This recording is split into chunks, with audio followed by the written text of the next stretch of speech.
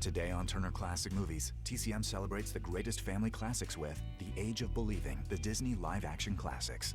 Then Eddie Albert knows how to get the most out of a Winnebago in Escape to Witch Mountain. And Betty Davis is up to no good in Return from Witch Mountain. TCM is on alert today.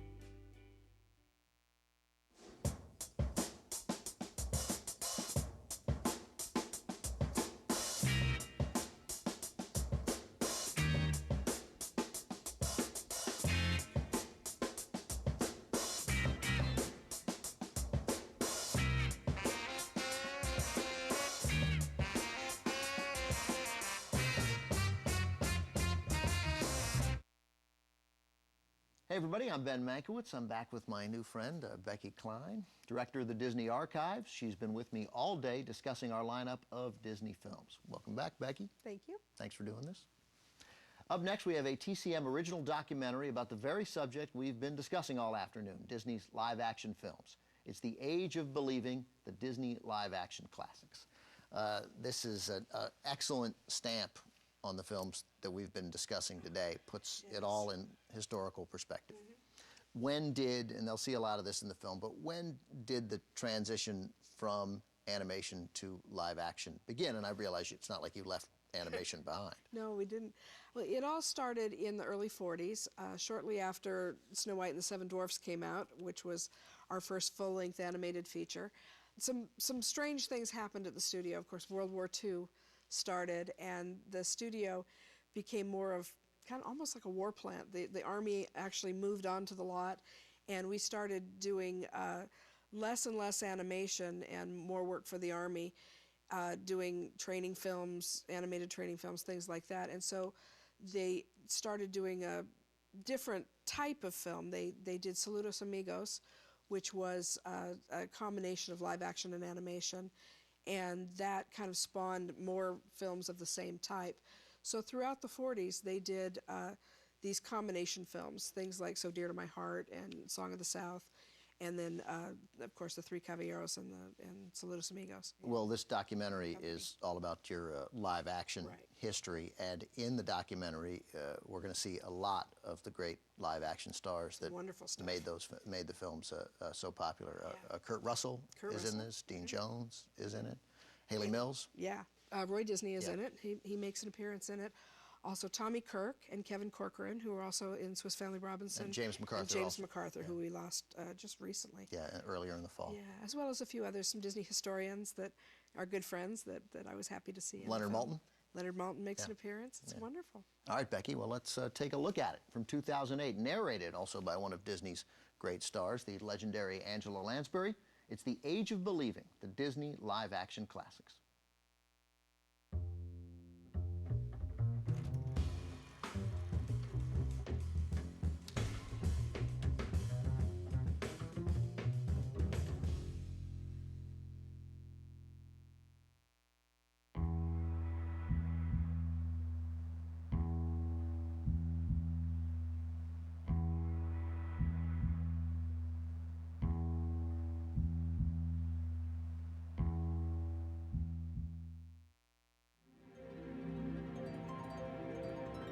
When we hear the name Walt Disney, images of the greatest animated classics come to mind.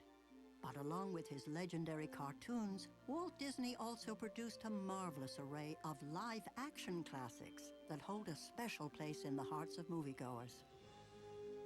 Using his signature style, hard work, and an unwavering belief in his vision, Walt Disney created the most successful family film franchise of all time.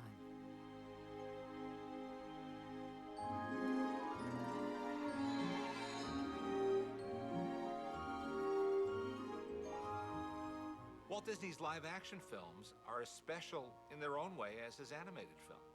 They bear his unique stamp. He just told you this story that he somehow had in his own sensibility. Mr. Disney was clearly involved with everything that went on there. He used to say, I don't care how much it costs, I want to do it again, it's not good enough. Now, how many studio chiefs do that? He was editing the picture before we'd ever start shooting. I'd never seen anything like it. Walt Disney said he made movies that kids wouldn't be embarrassed to take their parents to. Those movies, I think, will last forever because there's a timelessness about his kind of entertainment. There's a reason he's Walt Disney.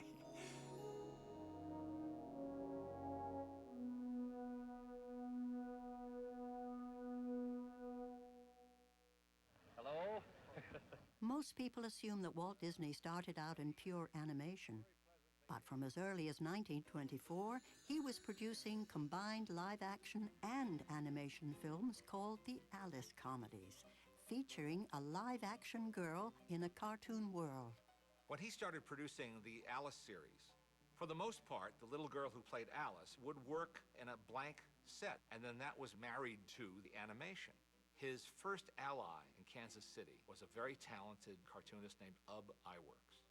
Walt quickly recognized that Ub drew much better than he did. And Ub, who had kind of an engineer's mind, spent the rest of his career developing special effects and special effects processes for Disney.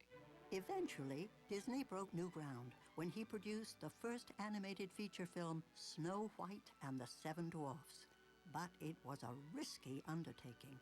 Walt mortgaged his house and everything else to get that movie made, and had it been a flop, I think it would have been the end of Disney. Walt's number one ally in getting his vision on the screen was his brother Roy, who handled the financial side, the business side of the studio operations. Walt needed the money to spend to do the things he wanted to do, and my dad was there to get him the money to do the things Walt wanted to do. Snow White was very, very close to not being finished because they were running out of money, and Walt was a good enough salesman with the bankers that he got the last of the money they needed to finish it up. The film was a huge hit. The profits from Snow White built that whole lot. Shortly after the Japanese had bombed Pearl Harbor, the Army moved into Walt's studio and more or less took it over. He kept the studio going by making training films for the armed forces, but he also had the opportunity to take Victory Through Air Power and turn that into a film that really emphasized the value of air power to win the war. And so that was the beginnings of a live-action production. In the 40s, Walt had a good amount of success with combination live-action animated films, Saludos Amigos, Three Caballeros, films that were inserting live actors into animated sequences. Doing his patriotic duty, Disney honored the U.S. Good Neighbor policy by producing films celebrating the countries of South America, which afforded Donald Duck an exhilarating holiday in Brazil.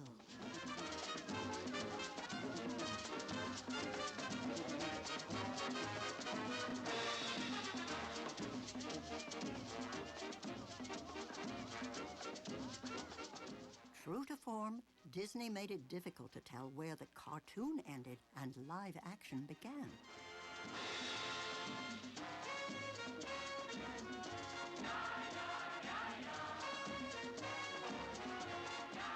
Disney was always a little island apart from the mainstream of Hollywood in a lot of ways. It was as if it was kind of a sideline for this animation studio. You know, we actually had been making live action in bits and pieces for a long time, so it wasn't as if we didn't know how to do it.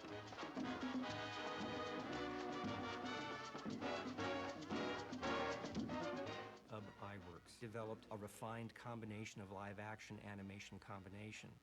There's actually footage in the trailer of an actress against red background, but it was part of the initial process that today we now call green screen or blue screen.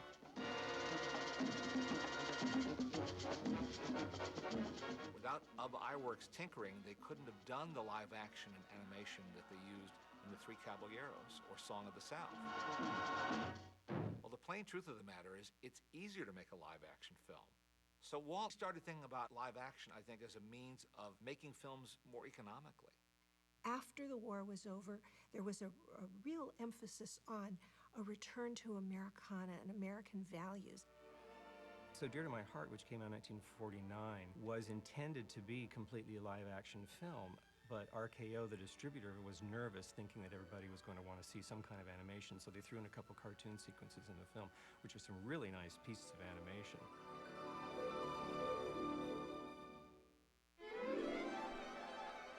Walt's early live-action productions would include the true-life adventures, stirring nature documentaries that propelled the studio to new heights.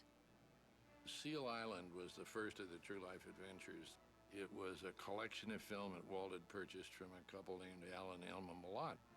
Nobody wanted to release it theatrically. And so my dad went out and rented a theater in Pasadena, ran it for a week there to qualify it for the Academy Awards, and it won the Academy Award that year. Walt is making about 3 or 4 more of these things and thinking about feature-length versions of it. They got some footage of a Hespis wasp attacking a tarantula that a local photographer, Paul Kenworthy, had done as a student project at UCLA and brought it to Disney Studio. And they said, "This is terrific, and can you shoot more film, and let's do this and make a whole feature film out of it." The paralyzing sting of the wasp and the lethal bite of the spider.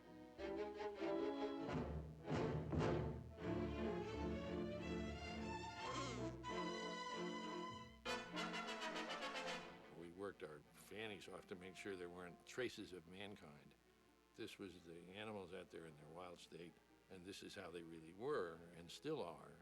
The timelessness is a pretty important part of all of that. Then the turning point, as the wasp suddenly reverses her tactics and, flat on her back, thrusts home.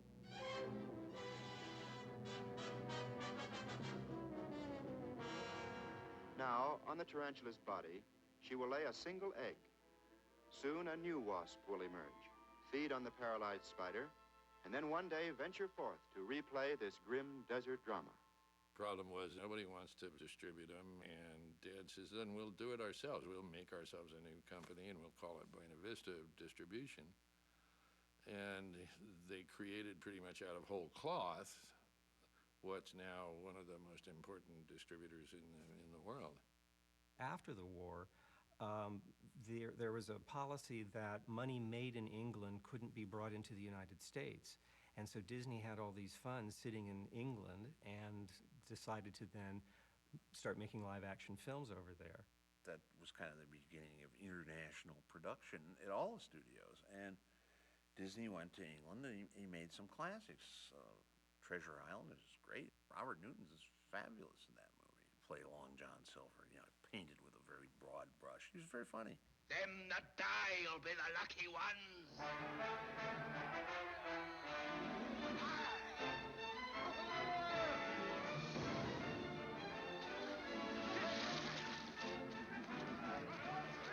Treasure Island was made with an all-British cast and British crew, with the exception of the lead child, which is Bobby Driscoll. Look! Walt insisted on bringing an American to England so it would still be a little bit more accessible for an American audience.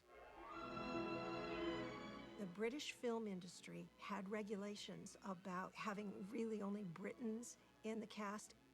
They said that there were child labor laws that didn't allow young Bobby Driscoll to be working because he didn't have a permit. The judge gave the company 6 weeks, and instead of using that 6 weeks on the legal issues, they actually shot for 6 weeks. They shot all of his close-ups, and at the end of 6 weeks, young Bobby Driscoll was deported back to America, and they went back and they reshot those same scenes using a double.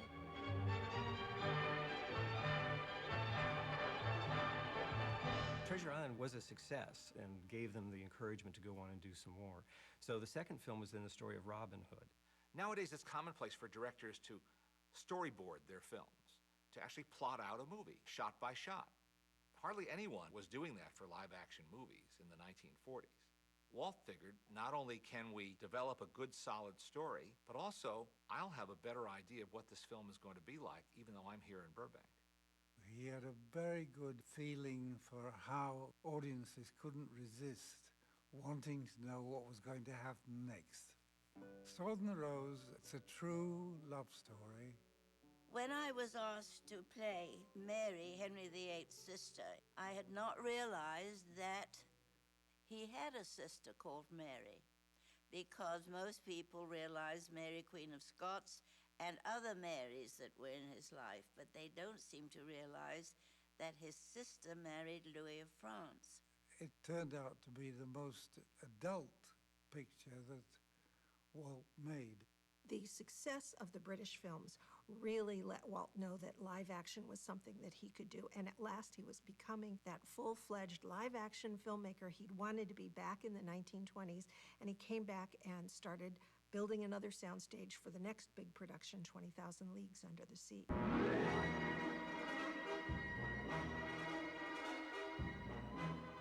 His name was associated with fantasy.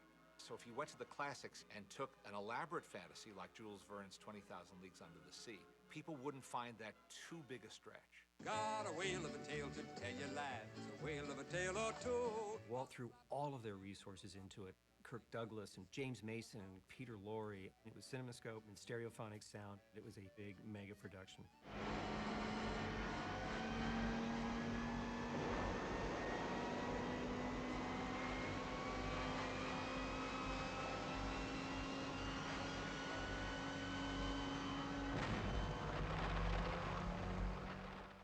Every evening, they'd go up and look at the dailies, and then the writer would go into Walt's office with him after, and every little thing was taken care of and thought out and worked on and reworked and reworked and reworked till there was no stone left unturned. He slept there half the weeknights. One of the great things about most of the Disney films, certainly the good Disney films, is that the villains are not two-dimensional characters. There are the assassins, the dealers in death. I am the avenger. Near the center of the movie, there's a scene where you learn what makes Nemo tick. This is his sort of way of getting back at the war machine. It has taken everything else from me, everything but my secret, the secret of my submarine boat and the energy that propels it. They tried. They cast me into prison, and when they failed...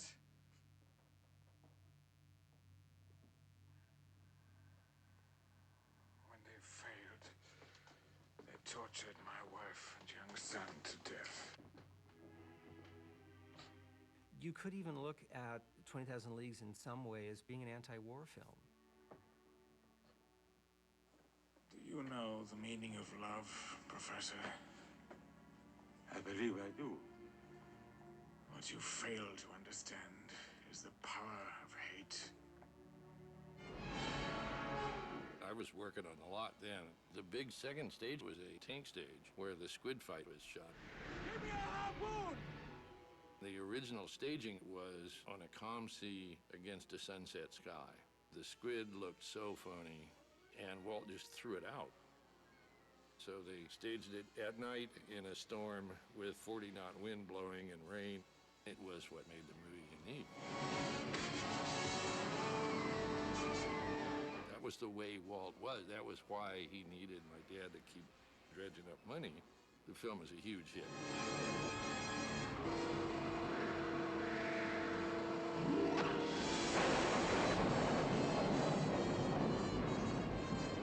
He didn't want to go into television.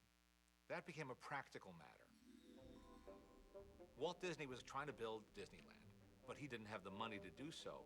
The through line here is really interesting. His brother Roy, who was a wizard at finding money, found that the last piece of the puzzle was in the hands of the ABC television network.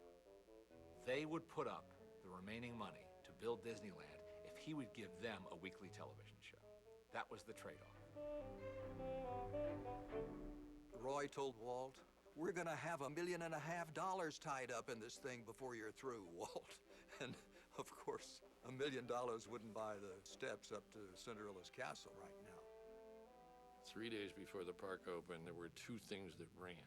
One was the train that ran around the thing and the Mark Twain that ran around the river. That was the only things working yet. 3 days. But then Walt Disney found that television had its benefits. And one of the chief benefits of television was promoting his new movies that were coming to theaters. Well, this is how a busy movie set looks to the man behind the camera. Might seem to be pretty hectic and confusing, but it's actually a well-organized and efficient operation. He had a lot of fun doing it because he was such a good storyteller and because he was very genuine. Sorry you got lost. He brought with him a gravity, but he was also charming. He was like a daddy. You know, he was like the daddy everybody dreams about, you know? Jules Verne once said, "What one man can imagine, other men can do. And in his book, 20,000 Leagues Under the Sea, Mr. Verne himself imagined some pretty weird and wonderful things. With the team that was making 20,000 Leagues Under the Sea, he was smart enough to know that he should send a crew along to chronicle the making of the picture as a one-hour segment on television called Operation Undersea, and it won an Emmy Award.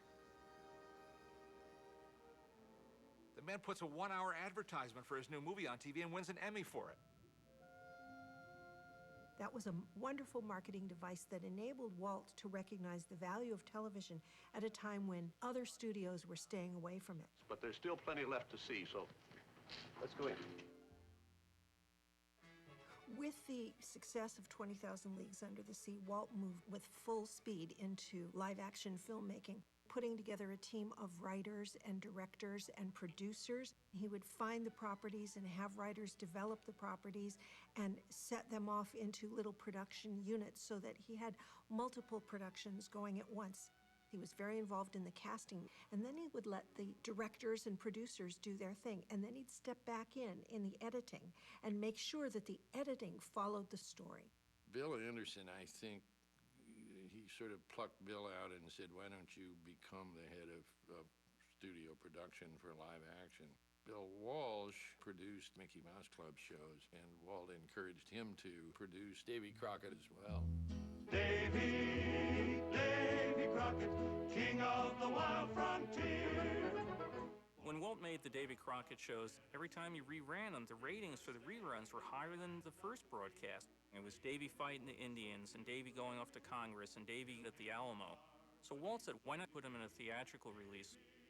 It was an amazing grosser. The buckskin pioneer. I'm David Crockett, fresh from the backwoods. I'm half horse, half alligator, and a little attached to a snapping turtle.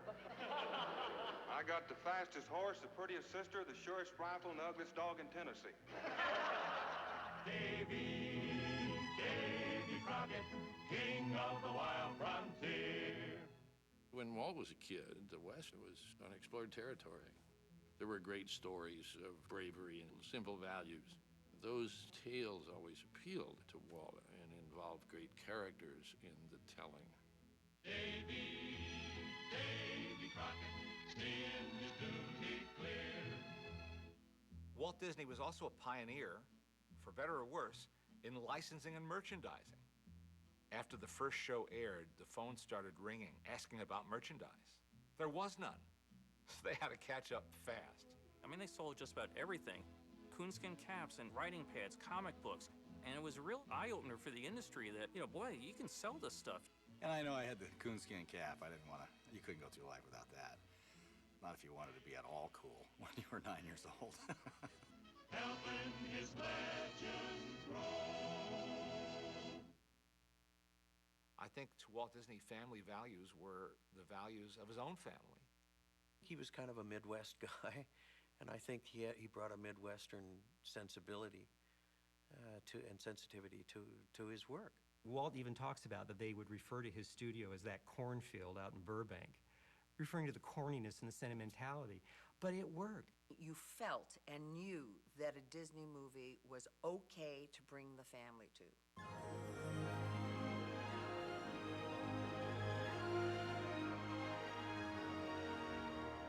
Old Yeller is a story of a Texas family I would say, just after the Civil War. The father has to leave his family to take care of the farm. A stray dog arrives. It's about how they get by without the man of the family around and the change that this animal makes.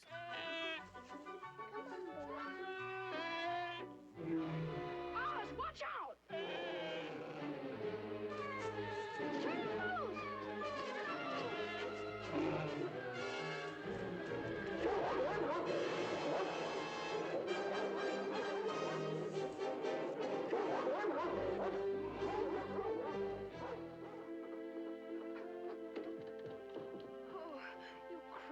Wonderful dog. He acts like it's a great big romp, doesn't he, Travis? Crazy as a bull bat. He's a heap more dog than I ever had him figured for. This old mangy dog wanders in and wins the heart of the family. And Travis gets to like him, then he gets to love him, and so when he has to take his life, it means something. It means something. When it came to the end, poor old Yeller had rabies. People just bawled their eyes out. It was a really good example of Walt telling you sometimes it's hard to do the right thing. No, Mama. There's no hope for him now, Travis. He's suffering. You know we've got to do it. I know, Mama. He was my dog. I'll do it.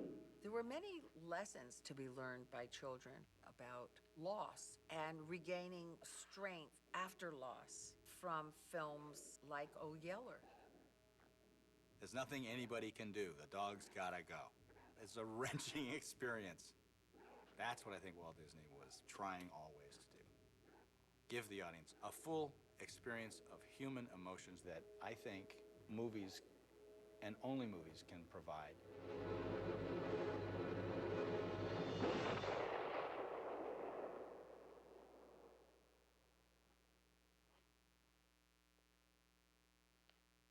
But what people forget is the scene after. It's essential Disney. It's not all like that. But I'll tell you, Trick, it's sometimes a big help. When you start looking around for something good to take the place of the bad, as a general rule, you can find it. With its simple story involving real characters in down-home settings, Old Yeller touched a nerve with the public and became one of the top box office draws of 1957.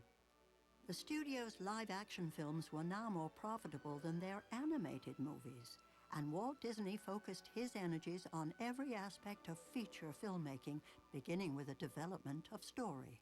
He selected a story and selected a writer to write it. And then he'd sit there with them and say, we don't need this scene, revise this. And he'd actually give you suggestions for dialogue. And if he liked something, he would say, that'll work. He never said, great, wonderful. Never said that to anybody. Behind your back, he would say it. They were developed on storyboards in a lot the same way that you would have developed an animated film. Walt was the best storyteller in the world. He could hypnotize you. He hypnotized writers, directors, storymen by just standing up and acting out sequences in front of your eyes. He would tell me sometimes about the next project, and as he told me that, his eyes would start to twinkle. He would be getting so excited. You got excited. In this period of the 1950s, there was this wealth of activity going on at the Disney studio, and one of the projects that developed was the Shaggy Dog. And it was originally conceived as television and sort of low budget, and the idea just grew when they realized that they had something better here, and they made a feature film out of it.